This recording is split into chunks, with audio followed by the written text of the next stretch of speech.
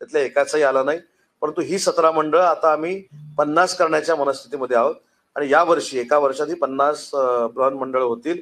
त्याची सुरुवात 23 सप्टेंबरला माझ्या माहितीप्रमाणे जपानमध्ये होते. पुराणिक नावाचे आपले तिथे खासदार आहेत मराठी, त्यांनी हा पुढाकार घेतलेला आहे.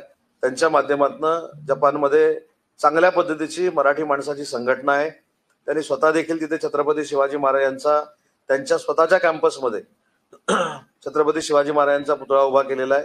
त्याच्यामुळे अशी मंडळी आपल्याला म्हणजे पैसे किती देणारा म्हणून जॉईन होत नाहीत, तर मराठी माणसाचं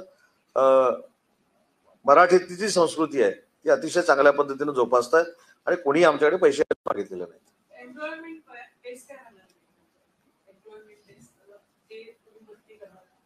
नाही, आता तिथले आपले जी लोक असतील त्यांच्यापैकी काही यांच्याशी चर्चा करून घेऊ ना.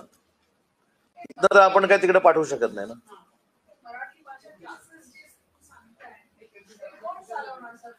याचा एमओयू माननीय एकनाथ शिंदे साहेबांच्या कालावधीमध्ये झालेला आहे. त्यावेळी दीपक केसरकर हे शालेय शिक्षण मंत्री होते, त्यांचं देखील योगदान याच्यामध्ये आहे.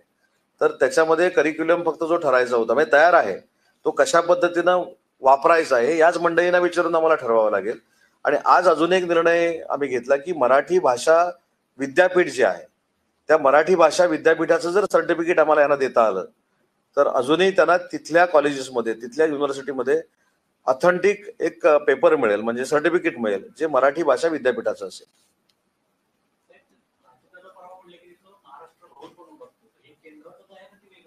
नाही, हेच ना. याच्यामध्ये छत्रपती शिवाजी महाराजांच्या नावानं वैश्विक भाषा केंद्र असेल, सभागृह असेल, त्याच्यानंतर आपण मराठी भवन, महाराष्ट्र भवन हेच आपण उभं करतोय. आणि अजून एक सांगतो की दिल्लीमध्ये देखील मराठी भाषेचं काहीतरी भवन असलं पाहिजे यासाठी आम्ही प्रयत्न करतोय. तिथल्या काही शाळा ज्या आहेत मराठी शाळा, त्यांच्याशी माझी चर्चा परवा दिल्लीमध्ये झाली आणि ते देखील सकारात्मक आहेत.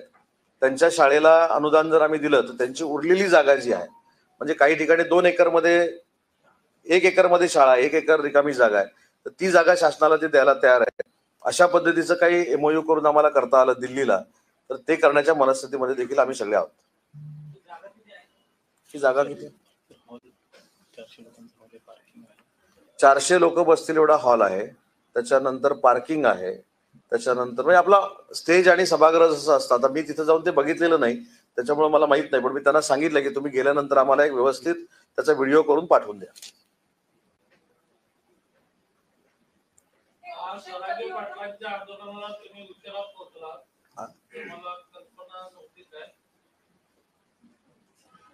मी कधी उशिरा पोहोचलो? कदाचित मी तुम्हाला उशिरा दिसलो असेल. वेळेत पोहोचलो मी. आता उशिरा मी पोहोचलो नाही, मी वेळेत पोहोचलो. तुम्ही मला उशिरा बघितलं तर दोष कोणाचा? हा, कॅमेऱ्यात कदाचित मी उशिरा आलो असेल. फ्रेम मध्ये मला असंच फ्रेम मध्ये यायची सवय नसल्यामुळे कधी उशिरा आलो असेल.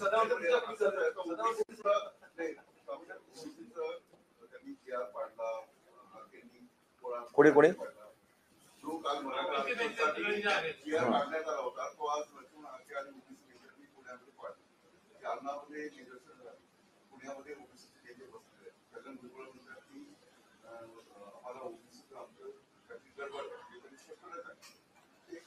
त्याच्यामध्ये मराठी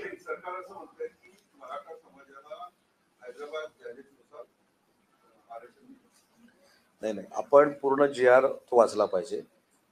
ह्याच्यात सगळ्यात महत्वाची बाब अशी आहे की मनोज जरांगे पाटलांना ज्यावेळी उपसमिती भेटली त्यावेळी तो GR त्यांनी त्यांचे जे अभ्यासक आहेत त्यांच्या ताब्यामध्ये दिला, तुम्ही बघितलं असेल.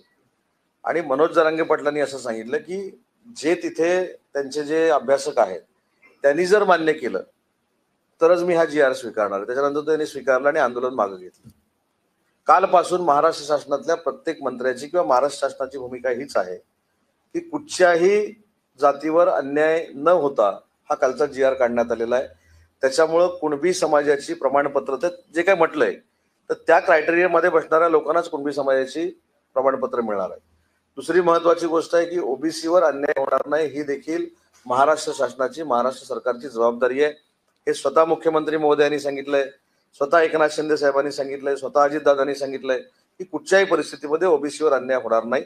आणि आज जे मला माहिती आहे कदाचित काल आंदोलन थांबलं असेल, परंतु मागच्या कॅबिनेटमध्ये भुजबळ साहेबांनीच मागणी केली होती की जशी मराठा समाजाच्या न्याय हक्कासाठी उपसमिती नेमली गेलेली आहे, तशी ओबीसीच्या न्याय हक्कासाठी देखील उपसमिती नेमावी, ती देखील मागणी मान्य केलेली आहे. मला असं वाटतं की आज उद्या त्याचा देखील GR निघेल. त्याच्यामुळे ओबीसीचं काहीही कमी होणार नाही, ही पूर्ण दक्षता महाराष्ट्र शासनाने घेतलेली.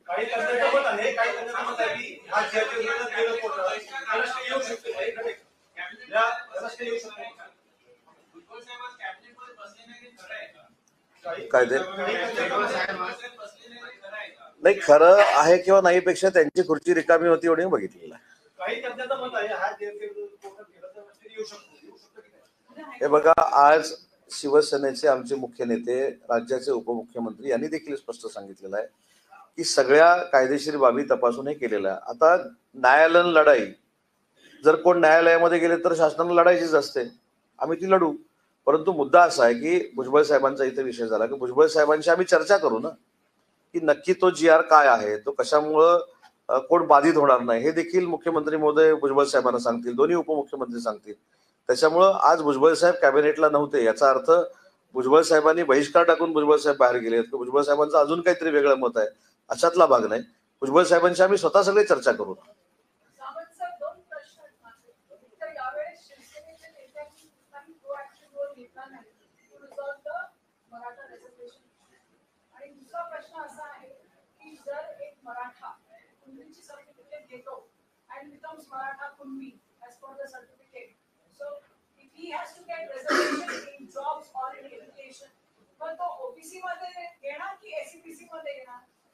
याच्यामध्ये दोन महत्वाची गोष्ट आहे. कदाचित आम्ही फ्रेम मध्ये आलो नसो म्हणून आम्ही त्याच्यात नव्हतो असं कदाचित तुम्हाला जाणवलं असेल, नंबर 1.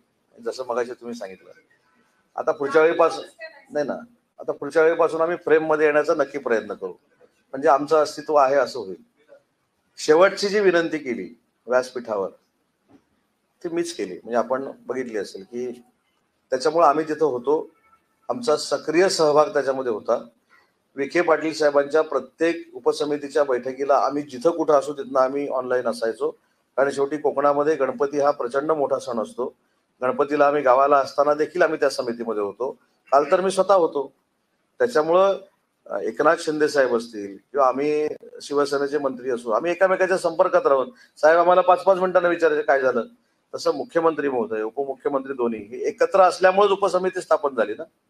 आणि त्याच्यामध्ये मी असेल, शंभूराज देसाई असेल आणि दादा भुसे साहेब असतील, आम्ही तिघही त्याच्यामध्ये होतो. त्याच्यामुळं आता एक आमच्या लक्षात आलं की फ्रेम मध्ये असल्यानंतर अस्तित्व जाणवतं, तर पुढच्या वेळीपासून आम्ही करू.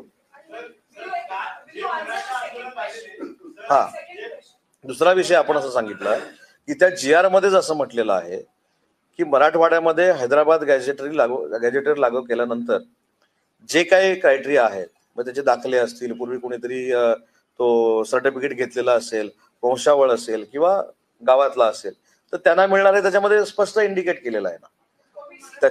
त्याच्यामुळं. आणि दुसरी एक महत्वाची गोष्ट सांगतो की हे काय ते हैदराबाद गॅजेटियर जे आहे ते निजामांच्या काळातलं होतं. मी देखील आज ते पूर्ण वाचलं.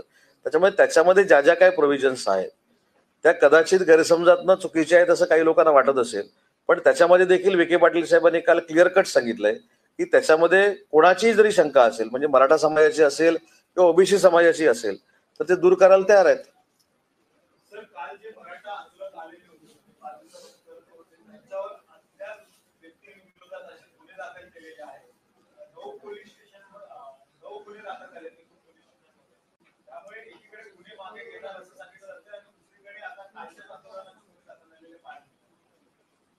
नावं टाकून झाले?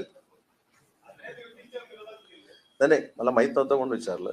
पहिली गोष्ट अशी आहे की जर कुठचंही आंदोलन असू दे, मग ते मराठा समाजाचं आंदोलन असू दे, ओबीसी समाजाचं आंदोलन असू दे किंवा कुठचंही आंदोलन असू दे, मुख्यमंत्री दोन्ही उपमुख्यमंत्री याच्यामध्ये लीड करतात, ठरवतात की जर नासधूस झालेली नसेल, जर त्याच्यामध्ये जाळपोळ झालेली नसेल, जर त्याच्यामध्ये काय मारामारी झालेली नसेल, जीवितहानी झालेली नसेल किंवा मालमत्तेची हानी झाली नसेल, तर ही प्रोसेस आहे की आपण ते खटले मागे घेतो किंवा ते गुन्हे मागे घेतो. त्या बाबतीतले गुन्हे मागे घ्यायचा निर्णय काल झालेला आहे. परंतु अज्ञातांवर जर काही गुन्हे दाखल झाले असतील आणि त्याच्यामध्ये काही नासधूस झालेले नसतील किंवा काही जर असेल ते देखील मागे घेण्यासंदर्भामध्ये निर्णय घेतला जाईल. शासन त्याला कटिबद्ध आहे. पण हे याच आंदोलनाच्या बाबतीतला विषय नाही. ज्या ज्या ठिकाणी राजकीय आंदोलनं होतात, ज्या ज्या ठिकाणी अशी सामाजिक स्तरावरची आंदोलनं होतात, त्यावेळी देखील अनेक वेळा असे गुन्हे मागे घेतलेले आहेत.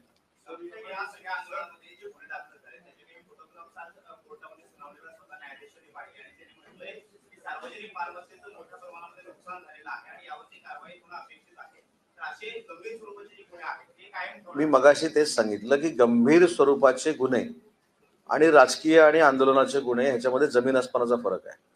गंभीर गुन्हे याची काय व्याख्या आहे तुम्हाला देखील माहिती आहे, मला देखील माहिती आहे. आणि राजकीय गुन्हे आणि आंदोलनाचे गुन्हे याची देखील व्याख्या तुम्हाला माहिती आहे. राजकीय आणि आंदोलनाच्या गुन्ह्यामध्ये ज्या व्याख्येमध्ये जे गुन्हे बसतात ते मागे घेतले जातील. गंभीर गुन्ह्याच्या बाबतीमध्ये जे आदेश न्यायालयाने दिलेले आहेत त्याची अंमलबजावणी केली जाईल.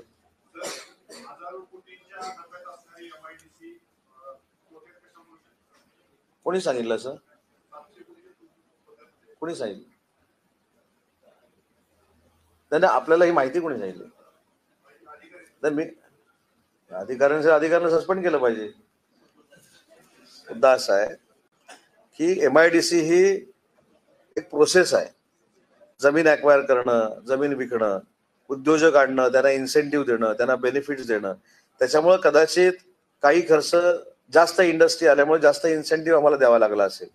त्याच्यामुळे MIDC अशी एक संस्था आहे की जिथं अजिबात चिंता करण्याची काही आवश्यकता नाही. MIDCनं अनेक वेळा बाकीच्या महामंडळांना देखील पैसे दिलेले आहेत. त्याच्यामुळे MIDC कुठेही तुम्हाला त्या कागदावर दिसू शकेल एवढा तोटा आहे, तेवढा तोटा आहे. तसं सरकार आम्ही चालवतो. महाराष्ट्र शासनाने एवढ्या लाखाचं कर्ज घेतलंय हे आपण म्हणतोच ना. तसंच MIDCच्या बाबतीत आहे. आम्ही अजूनही पैसे जनरेट करण्याचा एक प्रयत्न करतोय. अजून आहे त्याच्यापेक्षा जास्त पैसे जनरेट झाले पाहिजेत यासाठी आम्ही प्रयत्न करतोय. पण याचा अर्थ असा नाही की MIDC लॉसमध्ये आहे, आता MIDC डबघाईला आली. अजिबात नाही. परवाच म्हणजे जवळजवळ 4 दिवसापूर्वी माननीय देवेंद्रजी फडणवीस साहेबांच्या उपस्थितीमध्ये 34,000 कोटीची आम्ही नव्याने इन्व्हेस्टमेंट आणली.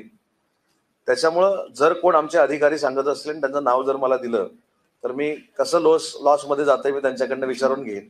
आणि तुमचा गैरसमज जर झाला असेल तर मी दूर केलाय.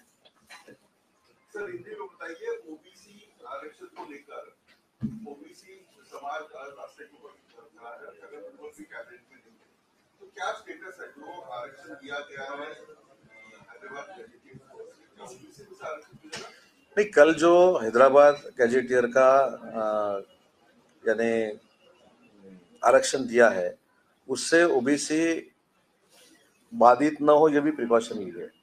और उसके बारे में हमारे जो उपसमिति के चेयरपर्सन थे विखे पाटिल साहब, उन्होंने क्लैरिफिकेशन दिया है. माननीय मुख्यमंत्री देवेंद्र जी फडणवीस साहब ने क्लैरिफिकेशन दिया है. एकनाथ शिंदे साहब ने दिया है.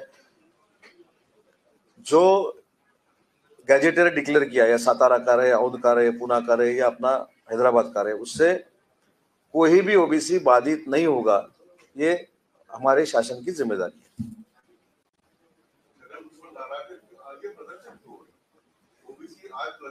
नहीं, थोड़ा बहुत मिसअंडरस्टैंडिंग हो सकता है, लेकिन उसके बारे में हमारे जो चेयरपर्सन है उन्होंने कल ही प्रेस कॉन्फ्रेंस ली है. अगर मराठा समाज के अंदर कोई शंका है तो वो भी आके मिल सकते हैं. OBC समाज के मन में कोई शंका है वो भी आके मिल सकते हैं. लेकिन OBC के बारे में महायुति के सरकार ने उनका कम करके और किसी को देना ये हम नहीं करेंगे. ये खुद माननीय मुख्यमंत्री और उप मुख्यमंत्री ने कहा है.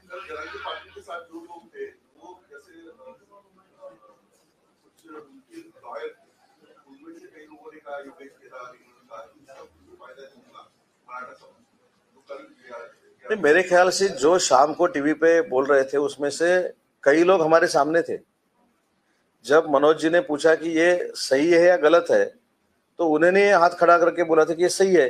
उसके बाद ही आंदोलन रुकाया गया ना. तो इसलिए जो कुछ है वो मिले आके विखे पाटिल साहब से और क्लैरिफिकेशन ले.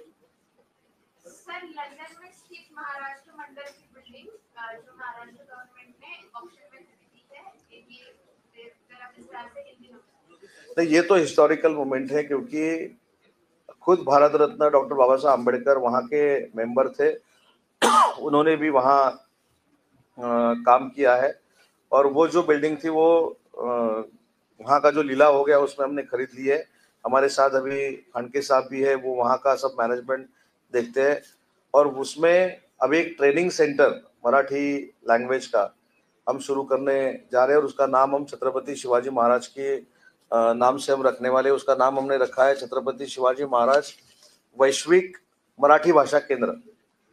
तो देश में से पहला राज्य महाराष्ट्र राज्य ऐसा है कि जिन्हें माई बोली के लिए, मातृभाषा के लिए एक केंद्र विदेश में शुरू करने का फैसला किया। लेकिन पहले जब महाराष्ट्र गवर्नमेंट ने नहीं किया था तब मेंबरशिप लेने के लिए सब स्पेसिफिक चार्जेस पे करने पड़ते थे महाराष्ट्र मंडल के, if I am not wrong. Then अभी भी ऐसे कुछ स्पेसिफिक चार्जेस पे करने होंगे जब महाराष्ट्र गवर्नमेंट ने? जब पैसा अभी महाराष्ट्र गवर्नमेंट ने दिया है तो उनके साथ हमारा एमओयू होगा और एमओयू के बाद वो क्या करने वाले हैं, महाराष्ट्र गवर्नमेंट की जिम्मेदारी क्या है, वो हम फाइनल करेंगे और डिसाइड करने आगे कैसे जाना है। सर आपने कहा कि वहाँ पे महाराष्ट्र स्थित जो लोग हैं उन्हें भी एम्प्लॉयमेंट मिलेगा, तो जो स्टूडेंट्स है नहीं, एम्प्लॉयमेंट यानी इतना एम्प्लॉयमेंट नहीं मिलेगा, वो केंद्र चलाने के लिए जो स्टाफ लगता है वो उधर से हम लेंगे, ऐसा मैं